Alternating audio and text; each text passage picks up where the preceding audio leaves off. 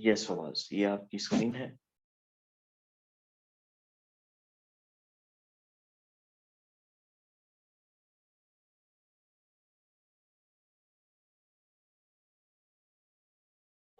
क्या लिखा है भाई? मैंने लिखा है a fast moving neutron is made to collide with nuclear uranium nuclei. होगा क्या इससे? दिस मेक्स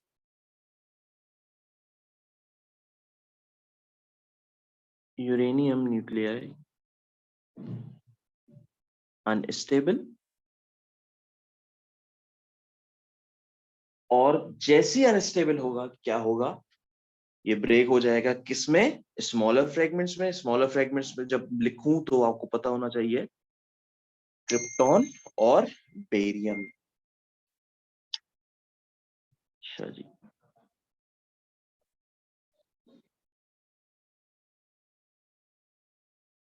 इक्वेशन, जैसे मैंने आपको इक्वेशन बनाना सिखाई थी अल्फा बीटा गामा वगैरह की, इसकी भी इक्वेशन है जो कि पता होना चाहिए किस तरीके से होगी। इक्वेशन क्या है? इक्वेशन सिंपल सी है,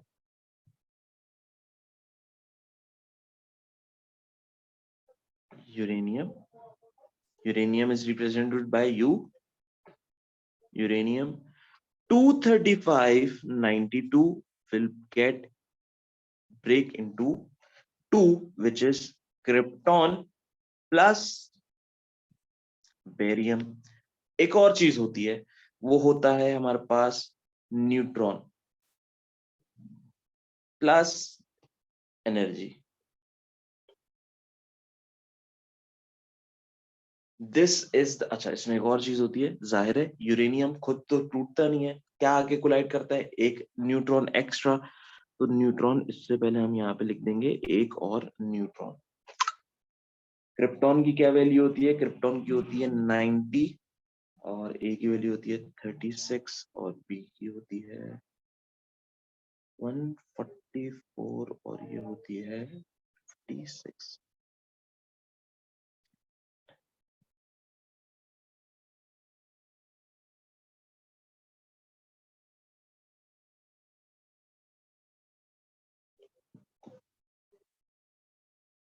फवाज एंड रेयान, यहाँ पे समझने की बात जो है वो ये है कि क्या ये इक्वेशन आपको याद करने की जरूरत है? बिल्कुल भी नहीं, ठीक है। हाँ, कंपोनेंट्स पता होने चाहिए किस क्या बन रहा है, क्या किससे क्या बन रहा है। न्यूट्रॉन एटम आ रहा है, न्यूट्रॉन आ रहा है, एक न्यूट्रॉन आके कोलाइड कर रहा है किससे? यूरेनियम से। किस में ब्रेक हो रहा है? क्रिप्टॉन में ब्रेक हो रहा है, बेरियम में ब्रेक हो रहा है, न्यूट्रॉन निकल रहे हैं और एनर्जी निकलेगी, ठीक है। ये चीजें हमें पता होना चाहिए। अब इक्वेशन आपको पता नहीं होनी चाहिए, लेकिन इक्वेशन में मैं आपसे एक चीज करवाऊंगा, वो ये, लेट्स सपोज एग्जामिनर क्या आपसे एक्सपेक्ट कर सकता है? एग्जामिनर आपसे ये बोलेगा, वो आपको इक्वेशन दे देगा और आपसे पूछेगा भाई मुझे बताओ ए की वैल्यू क्या है, बी की वैल्यू क्या है। To find the value of A हम क्या करेंगे? ए क्या है? A is a proton number. इस पूरी इक्वेशन के जितने भी प्रोटॉन नंबर हैं हम उन सबको ऐड कर लेते हैं, यानी 0 + 92 इज इक्वल्स टू, ये जो एरो है ये converts into is equals to, ये बन जाएगा a + 56 + 0। जब हम इसको सॉल्व करेंगे ये हो जाएगा 3 × 0। अभी मैं बताता हूँ ये न्यूट्रॉन आ क्यों रहा है, क्या होगा इससे, अभी मैं सब आपको समझा रहा हूँ। एग्जामिनर आपसे क्या पूछ सकता है? एग्जामिनर आपसे कुछ ऐसी कैलकुलेशन करा के आपसे प्रोटॉन नंबर की वैल्यू फाइंड कर सकता है। तो इससे हमें पता चल गया कि जो ए है वो उसकी वैल्यू क्या है, that is 36। Now the examiner will ask what is the value of B. तो हम क्या करेंगे? सेम करेंगे, 1 + 235 is equals to 90 plus B plus 3 × 1। जब सॉल्व करेंगे तो हमें पता चल जाएगा बी की वैल्यू जो है वो 144 आ रही है। यहाँ पे किसी को कोई समझना है कुछ इंपॉर्टेंट, मतलब आई मीन टू से कोई सवाल है?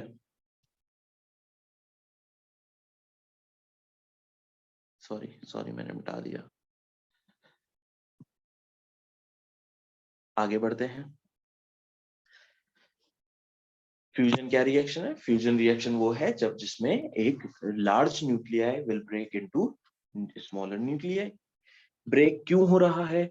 ब्रेक इसलिए हो रहा है क्योंकि यूरेनियम अनस्टेबल हो गया है। अनस्टेबल क्यों हुआ है? अनस्टेबल इसलिए हुआ है क्योंकि उसमें न्यूट्रॉन आके हिट हुआ है जिसने उसको अनस्टेबल कर दिया। यहाँ पे मेन चीज जो है वो आपको हमेशा ये याद रखने की जरूरत है, वो ये nuclear fission is a chain reaction. What is chain reaction? Chain reaction वो रिएक्शन है जो कि कंटिन्यूअसली बार बार होता रहेगा, बार बार होता रहेगा। ठीक है, होगा किस तरीके से? भाई मेरे पास एक जगह यूरेनियम है, यूरेनियम स्टेबल क्यों हो रहा है? क्योंकि न्यूट्रॉन आके हिट कर रहा है। ओके, ये यूरेनियम था, मैं इसको इस तरीके से लिख रहा हूँ, लिखवा मतलब शो कर रहा हूँ, ये यूरेनियम था, इस पे आगे हिट क्या हो रहा है? ये आगे हिट कर देगा। ठीक है, खत्म रिएक्शन। ओके, हमें जो चीजें चाहिए थी, क्रिप्टॉन, बेरियम, एनर्जी सब मिल गई। मसला क्या है कि जब ये रिएक्शन होता है हमें एक एक्स्ट्रा पार्टिकल मिल रहा होता है, दैट इज न्यूट्रॉन। ये न्यूट्रॉन वापस यूरेनियम को जाके हिट करेगा। जब दोबारा हिट करेगा यूरेनियम को, दोबारा अनस्टेबल कर देगा, फिर जाके दोबारा ये क्रिप्टॉन, बेरियम और उसमें भी न्यूट्रॉन मिलेंगे हमें प्रोडक्ट में। तो दिस मेक्स इट मेक्स, ये क्या बनता है? हमें एक चेन रिएक्शन बनता है, ये कंटिन्यूअस चलता रहता है। रुकेगा कैसे? सवाल है, रुकेगा कैसे?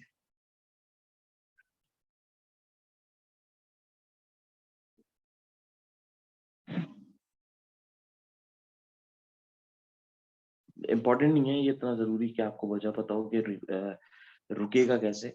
सिंपल, हमेशा बस एक कॉन्सेप्ट के लिए मैं लिखवा रहा हूँ यहाँ पे कि रुकता किस तरीके से, हम क्या करते हैं।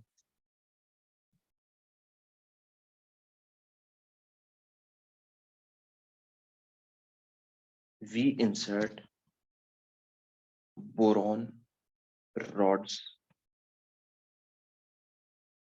which slows down neutron movement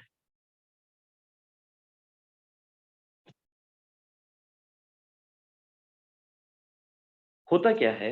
ये जो बोरॉन रॉड्स होती हैं हमारे पास, ये हम कहाँ का क्या करते हैं? इस बोरॉन रॉड को हम इस न्यूट्रॉन बेसिकली, इसका अगर मैं आपको एक स्ट्रक्चर बताऊं, हमारे पास एक न्यूक्लियर रिएक्टर है। पता नहीं कैसा होता है देखने में। एक सपोज कर लेते हैं कि ये न्यूक्लियर रिएक्टर है हमारे पास। ठीक है, इस न्यूक्लियर रिएक्टर, अब न्यूक्लियर रिएक्टर क्या है मैं भी सारा सब कुछ समझाता हूँ, अभी सिर्फ समझा रहा हूँ। एक ये न्यूक्लियर रिएक्टर है, न्यूक्लियर रिएक्टर में होगा क्या? एनर्जी मिलेगी हमें। That energy is basically coming from fission reaction. ठीक है, अब फिजन रिएक्शन को रोकना है हमने। किस तरीके से रोकूंगा? मैं क्या करूंगा, इस यूरेनियम और न्यूट्रॉन की कोलिजन को रोक लूंगा। किस तरीके से रोक सकता हूँ? By using boron rods. In boron rods को मैं in front of neutron neutron लेकर आ जाऊंगा। तो जो न्यूट्रॉन होंगे वो जाके इस बोरॉन रॉड में एब्सॉर्ब हो जाएंगे। ठीक है, once there is no collision the reaction will eventually stop. Make sense? I think everything is clear to you. ठीक है,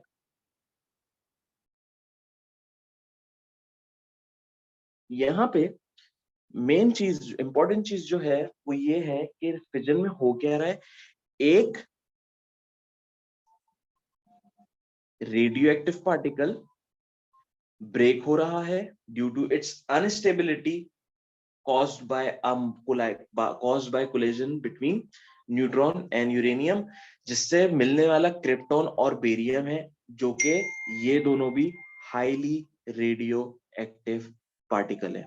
ठीक है, ये भी क्या है? ये हाईली रेडियो एक्टिव पार्टिकल है। इसको हम यहाँ पे मेंशन कर देते हैं highly.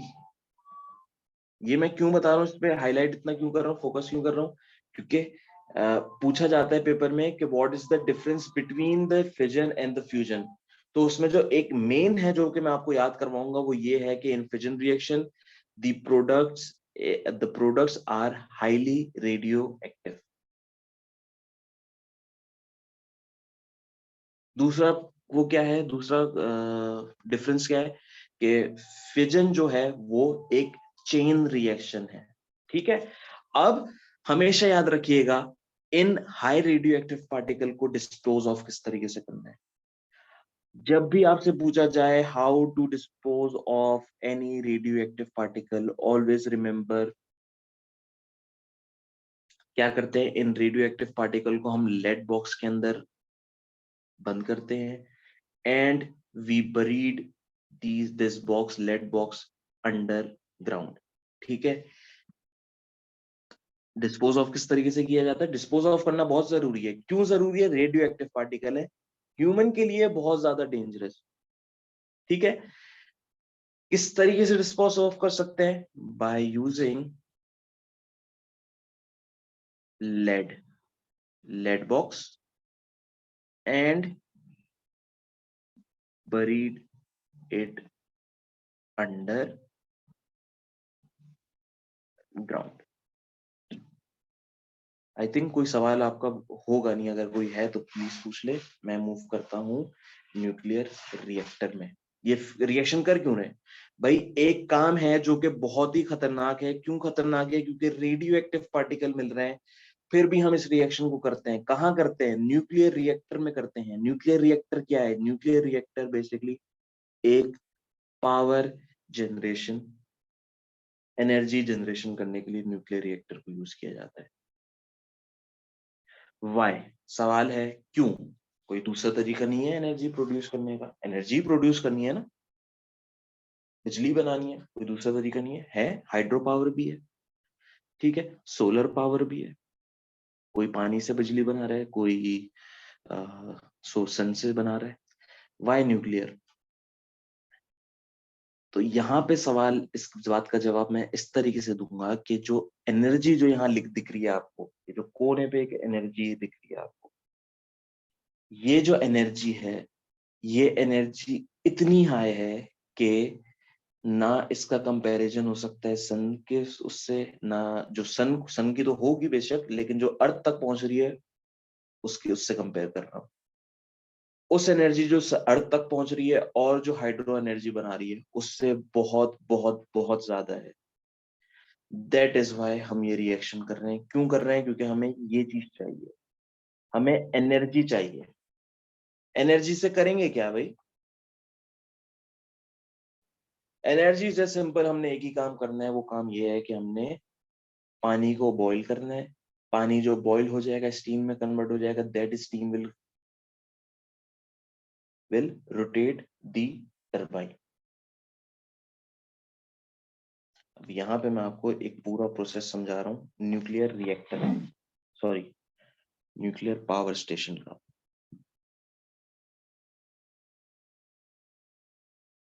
Nuclear power station, nuclear power station के लिए हमें पता होना चाहिए हो क्या रहा है पूरा प्रोसेस। भाई प्रोसेस सिंपल है, मैं ब्लॉक डायग्राम के लिहाज से समझा देता हूँ आपको, क्लियर होगा काफी। एक ये है, बना देते हैं, एक ये बॉयलर आ जाएगा, ये बॉयलर फर्दर किस में चले जाएगा, टरबाइन में चले जाएगा, और इवेंचुअली टरबाइन किस में हो जाएगा हमारे पास, ट्रांसमिशन में। ओके जी, ये क्या है, what is this first block, this is first step, this is second step, this is third step, या दिस इज फोर्थ स्टेप बोलूं या प्रोसेस बोलूं, बात एक ही है। पहले स्टेप में क्या हो रहा है, पहले स्टेप किसका है, what is this, this is nuclear reactor. Nuclear reactor में क्या हो रहा है भाई, न्यूक्लियर रिएक्टर में न्यूक्लियर फिजन रिएक्शन हो रहा है। पूछ सकते हैं सवाल, फिजन रिएक्शन में एज अ फ्यूल क्या यूज हो रहा है, मैंने आपको बता दिया, as a fuel uranium is used as a fuel.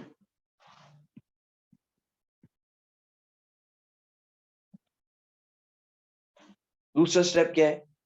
Nuclear fission reaction हो गई। फिजन रिएक्शन से क्या मिल रहा है? फिजन रिएक्शन से मुझे एनर्जी मिल रही है। अब मेरा फोकस पूरा इस एनर्जी पे, ये जो मैंने ग्रीन से हाईलाइट करी थी, अब इस पे पूरा फोकस मुझे इसकी एनर्जी पे, मुझे एनर्जी चाहिए, मेरे काम की एनर्जी है।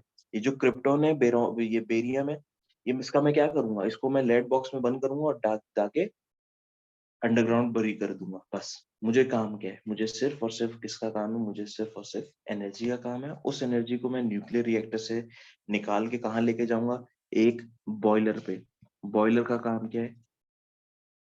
ऑब्वियसली यहाँ पे जो एनर्जी बन रही है, पानी को हीट करेगा टू प्रोड्यूस स्टीम। ये जो स्टीम है, ये फर्दर किस में जाएगी? टरबाइन में जाएगी।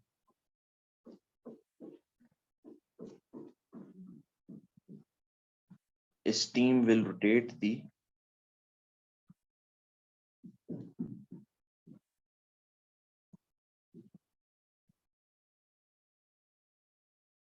blade. चौथी चीज ये एनर्जी बन गई। एक ही काम रहता है उसके बाद, दैट इज ट्रांसमिशन। ट्रांसमिशन मतलब किसी चीज को ट्रांसफर करना है, जैसे हम इलेक्ट्रिसिटी को ट्रांसफर करते हैं बाय यूजिंग इलेक्ट्रिक पोल्स वगैरह। कोई सवाल है किसी का तो प्लीज पूछ ले। इससे ज्यादा और कुछ नहीं है इस पूरे टॉपिक में।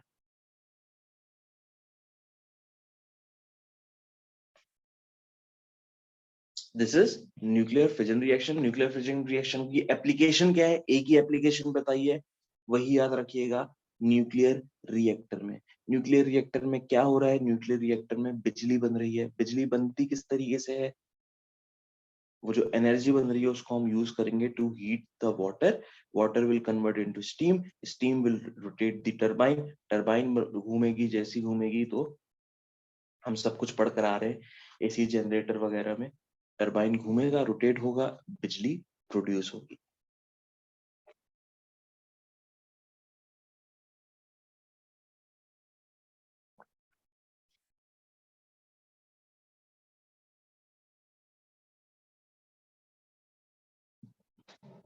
अब आ जाए न्यूक्लियर फ्यूजन में। फ्यूजन क्या चीज है भाई? फ्यूजन क्या चीज है? Any idea about fusion?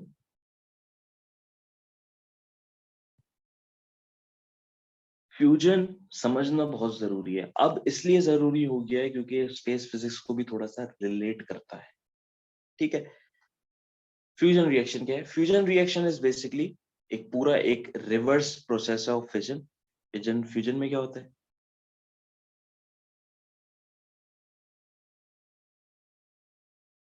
Small fragments, या मैं बोलूं small nuclei will combine together to form a large nuclei. Fusion में क्या हो रहा था? एक चीज टूट रही थी। फ्यूजन में क्या हो रहा है? एक चीज, दो चीजें मिलके एक चीज बनती है। ठीक है।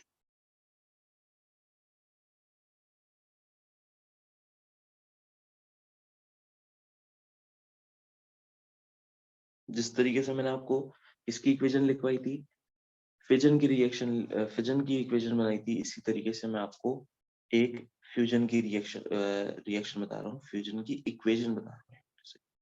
तो इक्वेशन क्या है?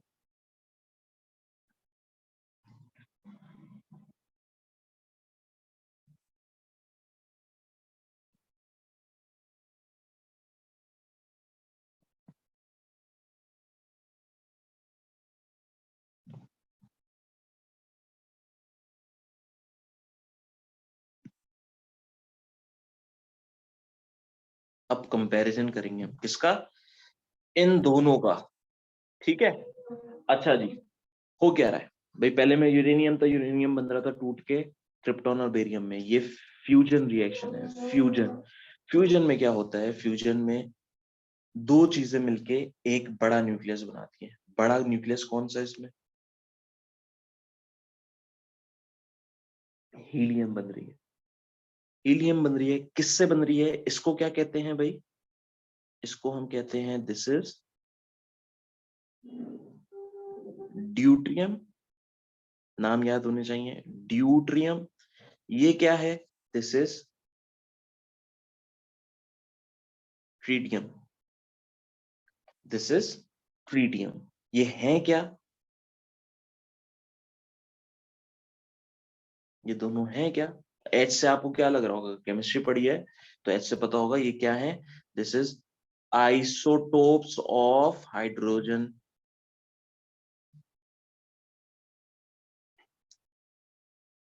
आइसोटोप्स क्या होते हैं भाई, same proton number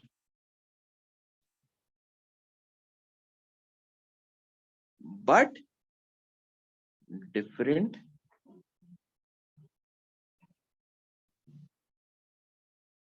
neutron number.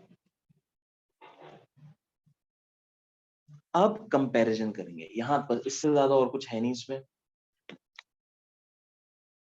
Fusion क्या है, फ्यूजन है दो चीजों को जोड़ के एक बड़ा न्यूक्लियस बनाना, उससे और एक और चीज बनी, दो चीज और एक्स्ट्रा मिलेंगी, एक न्यूट्रॉन मिलेगा और एक एनर्जी मिलेगी। यहाँ पे मैं आपको ये बात बता दूं कि this reaction is not a chain reaction. Fusion is not a chain reaction. क्यों, सवाल है, न्यूट्रॉन तो इसमें भी बन रहा है, हो सकता है कि न्यूट्रॉन जाके कोलाइड क्यों नहीं कर रहा भाई, क्योंकि फ्यूजन में कोई कोलिजन है ही नहीं। फ्यूजन में हो क्या रहा है भाई, दो, एक ड्यूट्रियम है एक ट्रिटियम है, इन दोनों को जब मैं इनके बीच में रिएक्शन करवाऊंगा तब जाके रिएक्शन होगा। ठीक है, उसमें जो हो रहा था बेसिकली फ्यूजन में वो कोलाइड कोलिजन की वजह से हो रहा था ऑफ न्यूट्रॉन एंड यूरेनियम।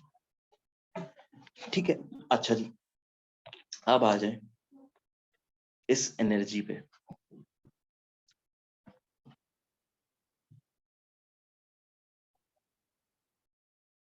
मैं यहाँ पे एक बात लिख रहा हूँ, वो ये है कि energy produced in fusion is very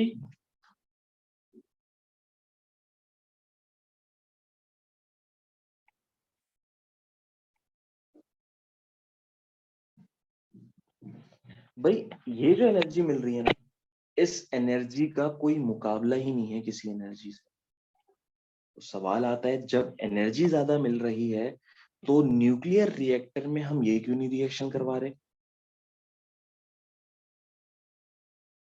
make sense, जाहिर है। मैंने लिखा है कि फ्यूजन में मिलने वाली बहुत ज्यादा है as compare to fission, but वो जो हम हीट कर रहे थे यहाँ पे, हीट हीट के लिए जो हम एनर्जी यूज कर रहे थे वो ही। Sir can you upload these notes in the group, yes definitely, definitely. Recording भी मैं आपको भेज दूंगा और नोट्स भी मैं आपको भेज दूंगा। समझना जरूरी है, अभी समझ लेते हैं। एनर्जी जो है वो बहुत ज्यादा है, तो हम ये रिएक्शन क्यों नहीं कर रहे भाई न्यूक्लियर रिएक्टर में, क्योंकि इसलिए नहीं कर रहे क्योंकि यहाँ पे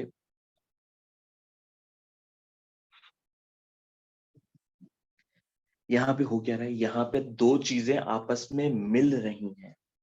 यानी मैं कहूं ड्यूट्रियम और ट्रीटियम आपस में आके मिलेंगे और फिर मुझे एक प्रोडक्ट मिलेगा।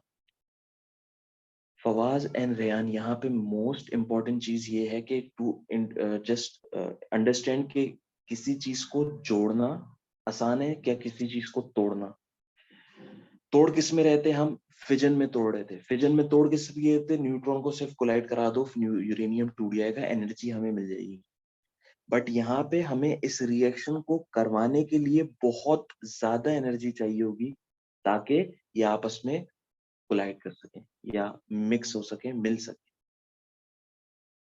यहाँ पे पॉइंट लिख रहा हूँ, बहुत जरूरी पॉइंट है। सवाल आता है कि न्यूक्लियर रिएक्टर में फ्यूजन रिएक्शन क्यों नहीं होता? आपने कुछ इस तरीके से जवाब देना है।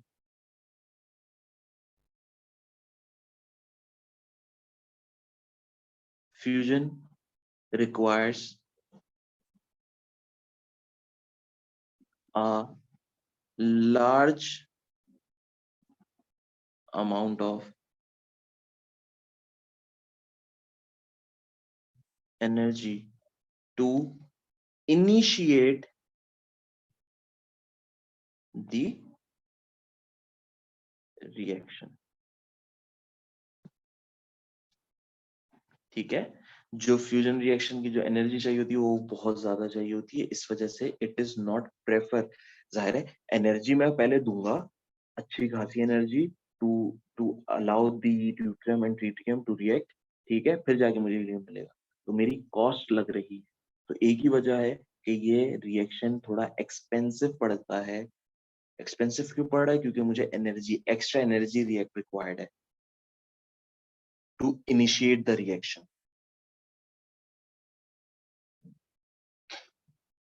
अब इसको आसान तरीका क्या है समझने के लिए? भाई ये हाइड्रोजन क्या है, मतलब ये इतनी एनर्जी चाहिए क्यों है? मैं ये कह रहा हूँ इसलिए एनर्जी चाहिए क्योंकि ये दोनों पॉजिटिव चार्जेस हैं, ये दोनों पॉजिटिव न्यूक्लियस होते हैं इनके, तो पॉजिटिव पॉजिटिव आपस में रिपेल करते हैं। To overcome the repulsion force between this deuterium and tritium हमें एनर्जी रिक्वायर्ड होती है। I hope it all sum, इसको मैं यहाँ पे लिख देता हूँ ये पॉइंट।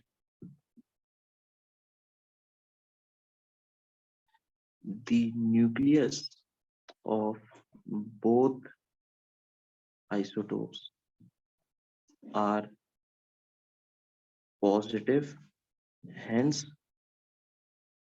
they repel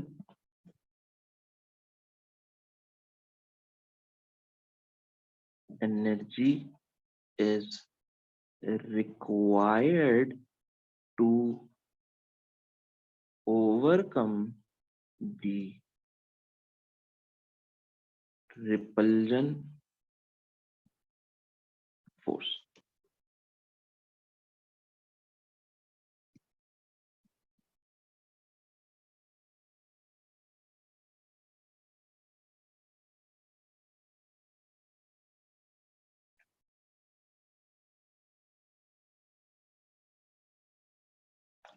अब मैंने आपको फिजन का बता दिया, उसकी एप्लीकेशन क्या है, न्यूक्लियर रिएक्टर। मैं यहाँ पे आपको बता रहा हूँ फ्यूजन कहाँ कर हो रहा है। फ्यूजन जो हमारा सन है, उधर जो रिएक्शन हो रहा है, that reaction is because of fusion, मतलब फ्यूजन रिएक्शन हो रहा है वहां पे, ठीक है। अब यहाँ पे थोड़ा स्पेस फिजिक्स और मैं न्यूक्लियर को थोड़ा सा मिक्स करके पढ़ाना चाह रहा हूँ, तभी मैंने ये टॉपिक इसलिए यहाँ पे। Okay ji,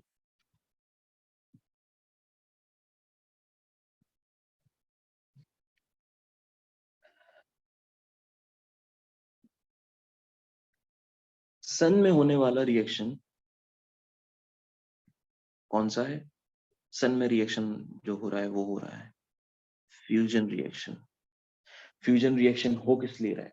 isotopes of hydrogen, isotopes of hydrogen, due to isotopes of hydrogen। यहाँ पे मैं आपको एक एग्जांपल, एक बात बता रहा हूँ, जो हमारा स्पेस है, ठीक है, जो हमारा स्पेस है उसमें सबसे ज्यादा अबंडेंट गैस अगर कोई है तो वो हाइड्रोजन है। जो हमारी गैलेक्सीज हैं, जो हमारी यूनिवर्स है, वो किससे बनी हुई है? वो क्लाउड्स ऑफ हाइड्रोजन गैस है, ठीक है।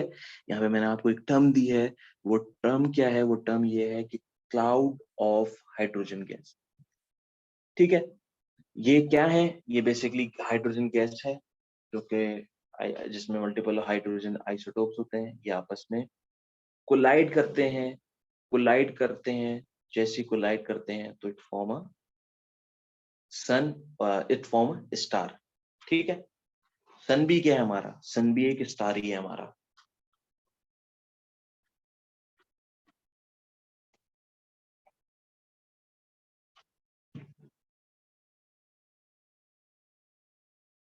ठीक है जी।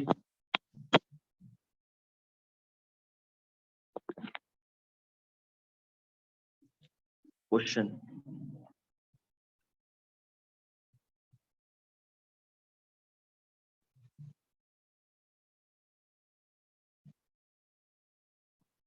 How stars are formed.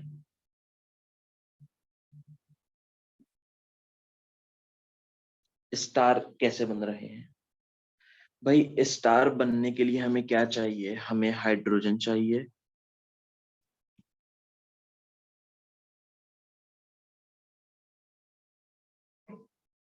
Hydrogen, dust particles, ठीक है, एंड एश पार्टिकल। ये क्या है? ये तीन ऐसी चीजें हैं जो स्पेस में बहुत अच्छी अमाउंट में, अबंडेंट अमाउंट ऑफ क्वांटिटी है इसकी, ठीक है। ये तीन क्या है? हाइड्रोजन, डस्ट पार्टिकल, एश। ये क्या होता है भाई? इनके क्लाउड्स बने हुए हैं हमारे, ठीक है, out of this surface, out of in this space, इसके क्लाउड्स बने हुए हैं। ये तीनों चीजें जब आपस में मिलती हैं ड्यू टू ग्रेविटेशनल फोर्स, क्या बन जाते हैं? एक स्टार बन जाता है, ठीक है। बहुत बहुत बेसिक सी चीजें बता रहा हूँ, ठीक है, कि हाइड्रोजन है, डस्ट पार्टिकल है, दोनों आपस में करीब आके मिलेंगी। मिलेंगी क्यों? There is a gravitational force. जैसे ये मिलेंगी तो एक चीज प्रोड्यूस हो जाएगी, उस चीज को बोलते हैं हम क्या? Star. That's it.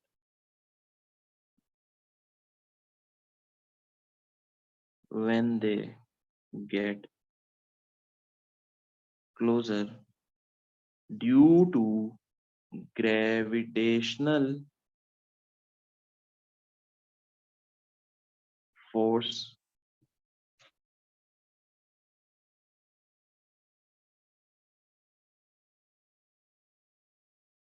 They collide with each other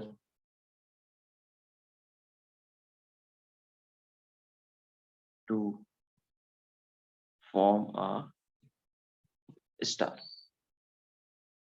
main important जो चीज है वो याद रखिएगा हमेशा, कि सन या स्टार, स्टार सन है क्या? सन भी हमारा एक स्टार है, ठीक है। उस स्टार को बनने के लिए क्या चीज चाहिए? उसको बनने के लिए हाइड्रोजन, डस्ट पार्टिकल और एश पार्टिकल, ये बेसिकली एक मिक्सचर चाहिए। और वो आपस में कोलाइड किस वजह से होगा? Due to gravitational force. That's all. कोई सवाल है तो प्लीज पूछ लें। ये चीज अब जहन में रखिएगा कि स्टार किस तरीके से बन रहे हैं, ठीक है। यहाँ पे कोई सवाल है तो प्लीज पूछ लें या आगे बढ़े। नोट्स आपको मिल जाएंगे, बिल्कुल। नोट्स मैं आपको भेज दूंगा, नोट्स मैं आपको भेज दूंगा, यस।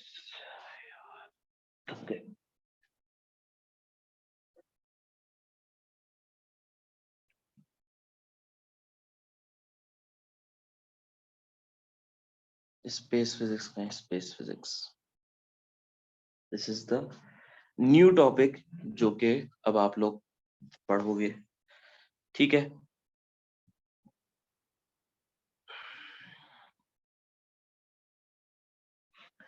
अब स्पेस फिजिक्स में है क्या? सबसे पहले स्पेस फिजिक्स में हम पढ़ेंगे क्या? मैं आपको थोड़ा सिलेबस आउटलाइन बता दूं तो इसमें सबसे पहले हम पढ़ेंगे अर्थ के बारे में, ठीक है। फिर हम पढ़ेंगे मून के बारे में, मून क्या है, किस तरीके से। फिर हम पढ़ेंगे सोलर सिस्टम के बारे में। अब मैं बोल रहा हूँ सोलर सिस्टम के बारे में तो इसका मतलब ये है कि सोलर सिस्टम में कितने प्लैनेट्स हैं, प्लैनेट्स के अलावा कितनी चीजें हैं, उन प्लैनेट्स की सीक्वेंस क्या है, ये सारी चीजें हम इस चैप्टर में पढ़ने लगे हैं। So let's start with the topic which is अर्थ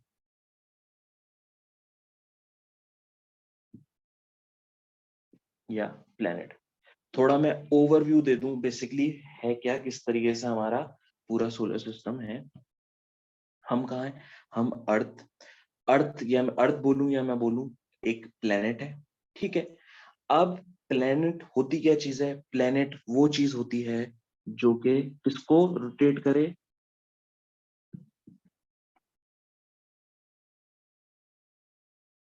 जो चीज रोटेट करेगी किसको? सन को, उसको हम क्या नाम देंगे? प्लेनेट, ठीक है। अब मल्टीपल प्लैनेट्स हैं हमारे पास। टोटल प्लैनेट्स कितने हैं? 8 प्लैनेट्स हैं। ये 8 प्लैनेट्स सन और मून, मून, ठीक है। मून, मून के बारे में चलिए मैं आपको बाद में बताऊंगा। मून जब ये चीजें आपस में मिलती हैं तो it form a solar system. हमारा सोलर सिस्टम कहाँ है? एक गैलेक्सी में है। उस गैलेक्सी का नाम क्या है? Milky way. और और हमारी ये यूनिवर्स किससे बनी हुई है? This whole universe consist of millions of galaxies.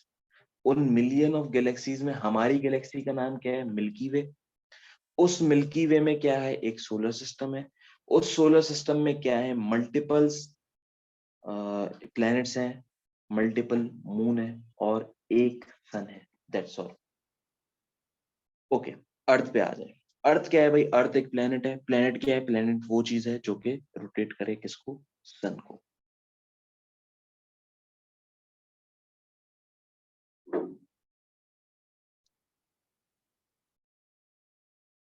अर्थ होता है हमारा थोड़ा सा स्फेरिकल शेप का, ठीक है। यहाँ पे मैं आपको दिखाऊं, यहाँ पे ड्राइंग बनाई हुई होगी मैंने, ये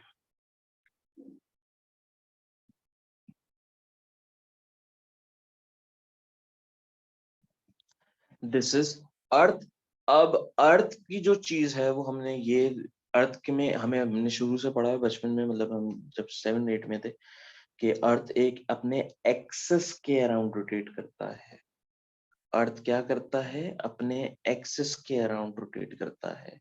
मतलब अर्थ दो रोटेशन करता है। एक रोटेशन अराउंड द सन, दूसरी rotation around its own axis.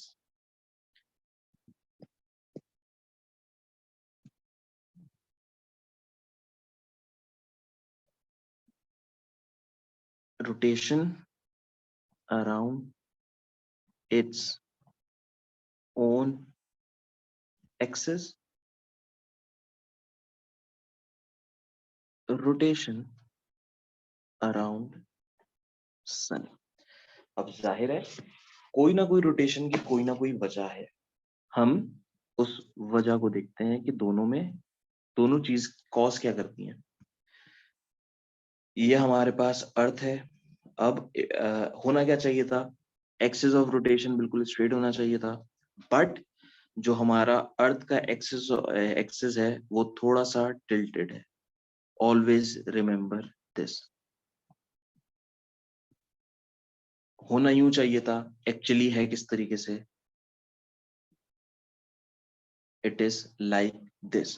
कितना टिल्ट हुआ हुआ है? That degree is almost almost 23.5 degree, ठीक है।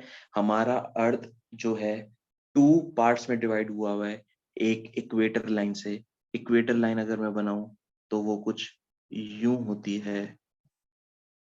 और कितने पार्ट्स में डिवाइड कर रहा है? 2 पार्ट्स में। ऊपर वाले रीजन को हम क्या नाम देते हैं?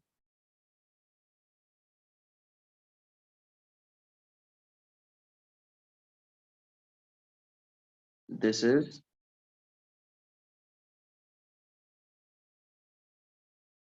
Northern hemisphere.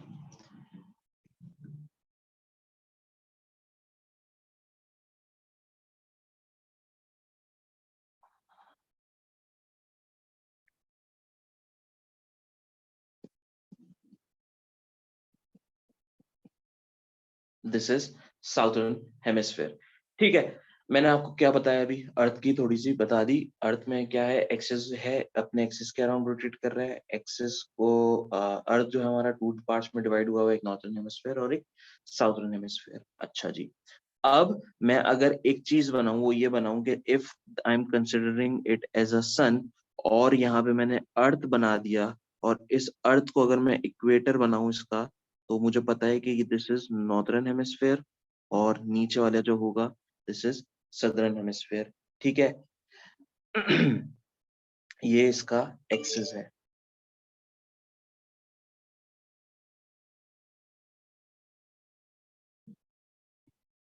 सवाल मेरा ये है, सवाल मेरा बहुत नॉर्मल सा है, वो ये है, अगर मैं बोलूं, कोई मुझे बताएगा, अगर मैं देखूं इनके पार्ट्स, आई मीन टू से हेमिस्फेयर और सदर्न हेमिस्फेयर, कौन सा हेमिस्फेयर या सदर्न हेमिस्फेयर कौन सा करीब है towards the sun?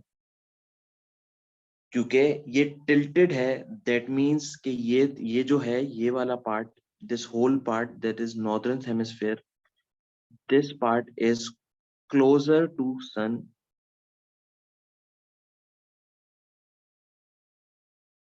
As compare to southern part. क्यों? बिकॉज ऑफ, क्योंकि थोड़ा सा टिल्ट हुआ है। हाँ, अब विजुलाइज करेंगे, लेट्स से अगर ये बिल्कुल स्ट्रेट होता, तो जितना दूर नॉर्दर्न हेमिस्फेयर होता उतना ही सदर्न हेमिस्फेयर होता। ये हो क्या रहा है भाई, हमेशा याद रखिएगा। अब क्योंकि northern hemisphere is closer to sun, जो नॉर्दर्न हेमिस्फेयर की जितनी भी कंट्रीज हैं वहां पे समर सीजन हो रहा होता है। कौन सा सीजन हो रहा होता है? समर सीजन होता है। और अगर कोई पार्ट सन से दूर है, जो कि in this scenario southern hemisphere है, यहाँ पे विंटर सीजन होगा।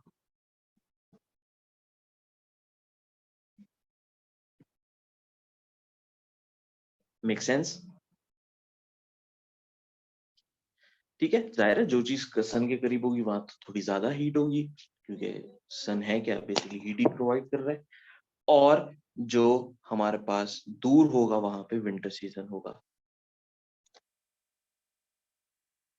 यानी मैं कहना क्या चाह रहा हूं, मैं ये कहना चाह रहा हूं, जो रोटेशन अराउंड द सन होती है अर्थ की, वो क्या कॉज करती है? वो हमें डिफरेंट सीजन्स प्रोवाइड करती है। हम कहते हैं अब समर है, विंटर है, ऑटम है, स्प्रिंग है, वो क्यों कहते हैं? Because of the rotation of earth around the sun. अब सवाल मेरा ये है, अब किस तरीके से भाई, मैं कहता हूं ये सन है, this is sun, and let's say this is the part around which the sun will rotate. ठीक है। यहाँ पे जो मैंने अभी लेफ्ट में जब हमारे पास अर्थ था, तो नॉर्दर्न हेमिस्फेयर जो ऐसी चीज थी जो कि करीब थी सन के। अब अगर मैं यहाँ पे सन बनाऊं और इसका मैं एक्सिस थोड़ा सा टिल्टेड रखूं, तो एट दिस पर्टिकुलर पोजीशन जो मेरे पास साउदर्न हेमिस्फेयर होगा, यहाँ पे समर सीजन होगा। Why? Because this is near to sun. और यहाँ पे विंटर सीजन होगा। ये क्यों क्यों हमने ये बेसिकली आया कहाँ पे, राइट साइड पे? क्योंकि हमने बात करी है कि क्या करता है अर्थ, अर्थ रोटेट करता है अराउंड द सन। जैसे ही रोटेट करेगा फॉर दैट पर्टिकुलर, जब लेफ्ट पे था तो नॉर्दर्न हेमिस्फेयर समर्स में थे, जब राइट पे मूव कर जाएगा तो नॉर्दर्न हेमिस्फेयर में विंटर्स होंगी। दैट इज व्हाई यहाँ पे मैंने लिखा है rotation around sun causes season, different season. Season कौन कौन से हैं?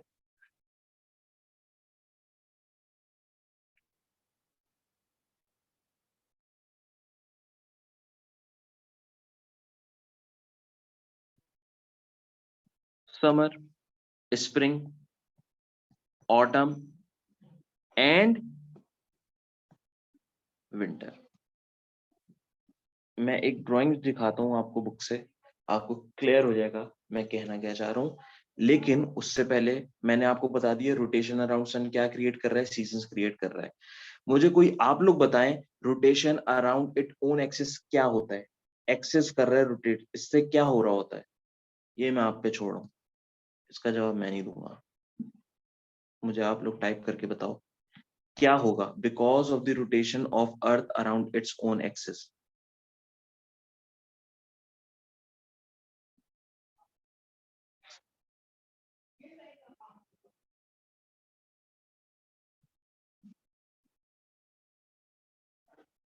ओके, मैं ड्राइंग दिखाना चाह रहा था आपको, ये रही।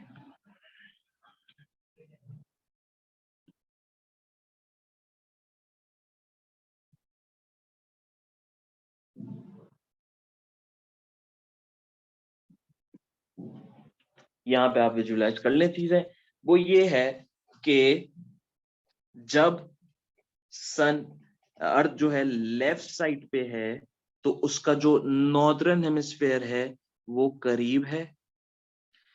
फिर जब राइट साइड पे आ गया, फिर क्या हुआ, हुआ ये कि जो उसका साउदर्न हेमिस्फेयर है वो करीब है सन के।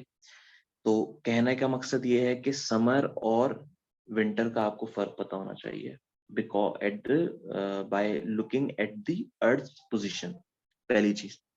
दूसरी चीज,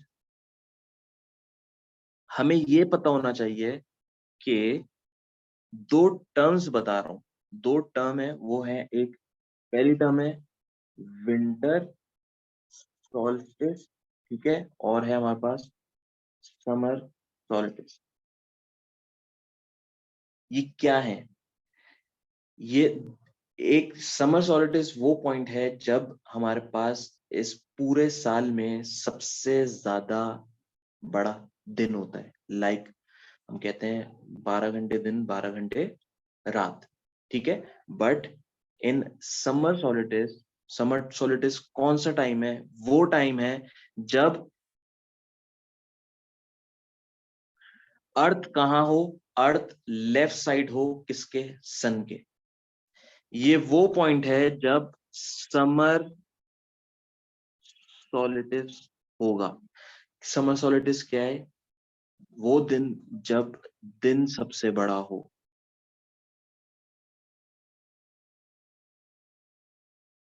रात छोटी, दिन बड़ा, एट दिस पॉइंट। और ये कौन से दिन आता है? ये दिन आता है हमारे पास 21 जून को। ये डेट पता होनी चाहिए, पता होना चाहिए समर सॉलिटिस क्या है। समर सॉलिटिस वो है when the day, the duration of day is longer than night, ठीक है। इसी तरीके से जब ये हमारे पास राइट साइड पे आ जाता है, ये हमारे पास होता है विंटर सॉलिटिस। विंटर सॉलिटिस से मतलब उन पता होना चाहिए आपको, the duration of night is longer then duration of day. कौन सा डेट? 21 दिसंबर, 21 जून। बाकी दो डेट और बता रहा हूं, ये वो डेट हैं दैट इज 20 मार्च एंड 23 सितंबर। ये वो दिन है जब duration of day and duration of night same हो, 12 घंटे दिन, 12 घंटे रात। इन दो पॉइंट्स को क्या कहते हैं? इन दो पॉइंट्स को बोला जाता है इक्विनॉक्स। नाम, टर्म्स आप पे फोकस करें, ठीक है। समर सॉलिटिस, विंटर सॉलिटिस, और यहाँ पे मैंने आपको एक और नई वर्ड बताया है, इक्विनॉक्स। इक्विनॉक्स क्या है? When the duration of day and night are same. कब होगा? जब अर्थ की पोजीशन इस तरीके से होगी जैसे आपको शो हो रही होगी इस ड्राइंग में।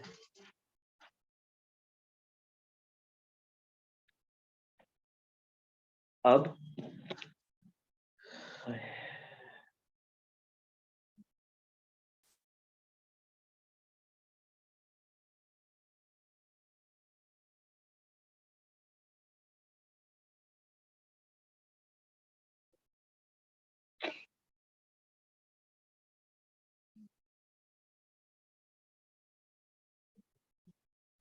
मेरा आप लोग से एक सवाल था कि rotation around its own axis की वजह क्या होता है इससे। मैं अभी आप लोगों को दिन दिन और नाइट पे लेकर आ गया। वो जो दिन और नाइट हो रहा है, डे एंड नाइट, वो because of earth rotation around its own axis हो रही है। यहाँ पे मैं ये लिख सकता हूँ के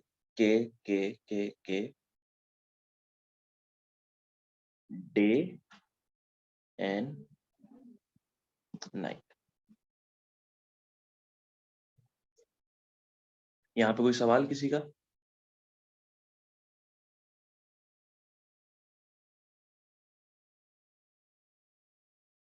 जी रेयान एंड फवाज, कोई सवाल? नहीं। ओके,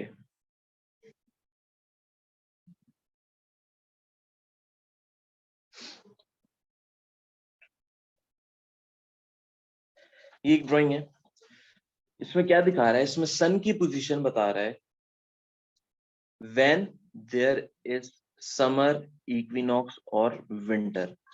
भाई समर में जाहिर है, समर में क्या है, गर्मी बहुत ज्यादा होती है। मतलब क्या है, जो हमारा सन होता है वो ऑलमोस्ट ऑलमोस्ट हमारे ऊपर होता है। मतलब इसको इस तरीके से समझ लें हम, बिल्कुल हमारे ऊपर होता है सन। कब? समर्स में, ठीक है। तभी उसका जो पाथ होता है वो फ्रॉम ईस्ट टू वेस्ट होता है, और उसकी जो बेसिकली जो डिस्टेंस होता है वो सबसे ज्यादा होता है, ठीक है। व्हेन इट्स इक्विनॉक्स, इक्विनॉक्स कौन सा पॉइंट है, जब number of day and night same हो। ये मैं क्यों बता रहा हूँ, ये आपको अगर वैसे पता नहीं, क्योंकि ये जो हमारे पास चैप्टर है this is new for the syllabus, ठीक है। तो आपको किस तरीके से सवाल पूछ सकता है, यू नेवर नो। तो आपको ये पता होना चाहिए समर में सन की पोजीशन क्या होती है, विंटर में क्या होती है, एंड इक्विनॉक्स में क्या होती है।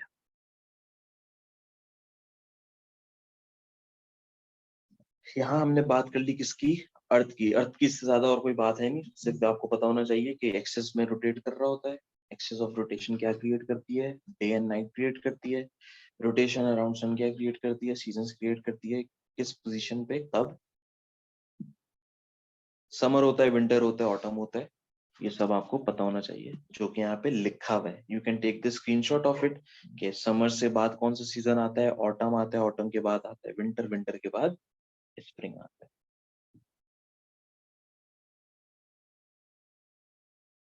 अब बात करते हैं हम मून की। What is moon? मून के लिए मैं कहूंगा, मून बस, मून हमारा लास्ट टॉपिक है, फिर हम क्लास ऑफ करेंगे। मून क्या है? मून इज बेसिकली अ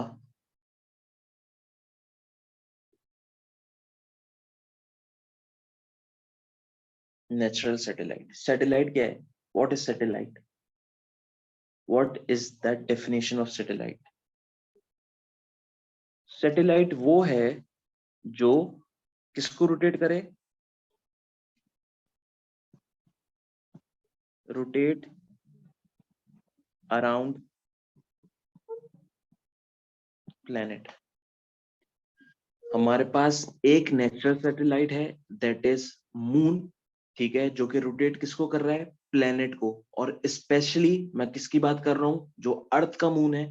तो मैं कहना चाह रहा हूं कि जो रोटेट कर रहा है अर्थ को, नेचुरल सैटेलाइट। एक और सैटेलाइट होती है, वो होती है कौन सी, आर्टिफिशियल सैटेलाइट, जो कि एज कंपेयर टू मून ज्यादा काम की है। क्यों? हमने देखा है कि मून का काम क्या है भाई, मून का सिंपल काम है कि लाइट को रिफ्लेक्ट करके नाइट में रोशनी। बट जो हमारी आर्टिफिशियल सैटेलाइट होती हैं, जो मैन मेड होती हैं, इनका काम क्या है, जो हमारी पूरी जो हम अभी बात कर रहे हैं, ऑनलाइन पढ़ रहे हैं, ये सब बिकॉज ऑफ दिस सैटेलाइट हो रही है, ठीक है।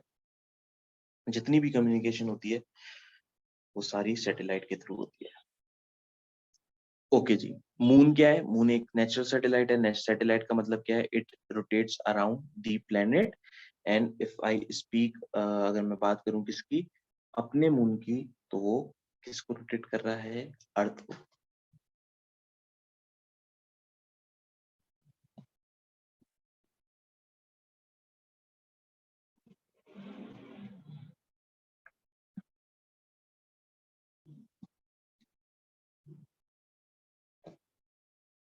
इस ड्राइंग को मैं समझा रहा हूँ खुद बना के, ठीक है। आपने समझना है कि हो क्या रहा है।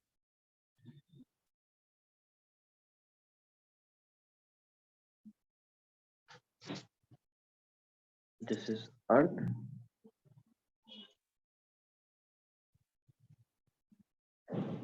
एंड लेट्स से मैं कहता हूँ मून की पोजीशन फिलहाल यहाँ है,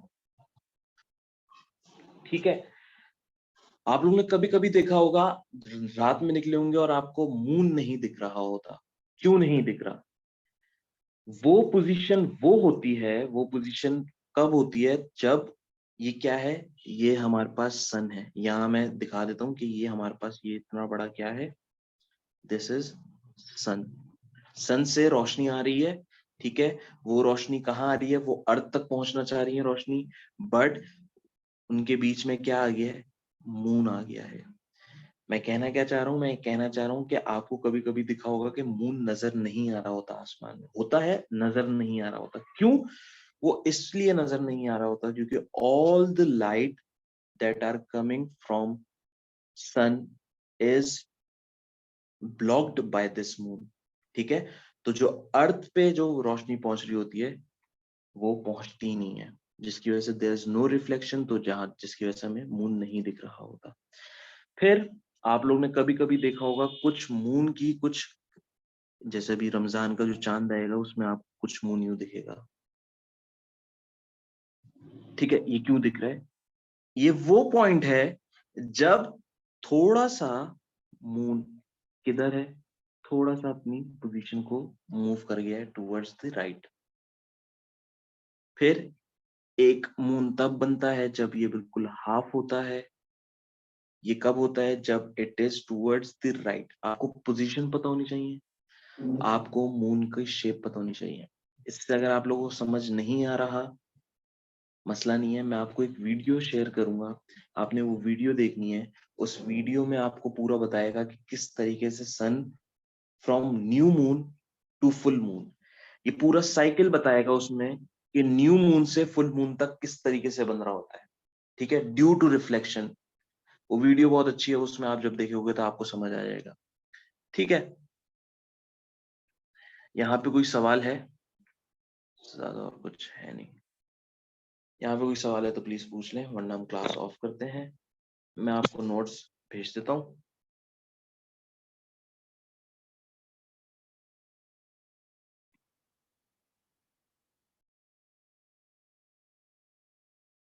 एनी क्वेश्चन? नहीं सर। ठीक है, बस आज क्लास वाइंड अप करते हैं फिर यहीं की।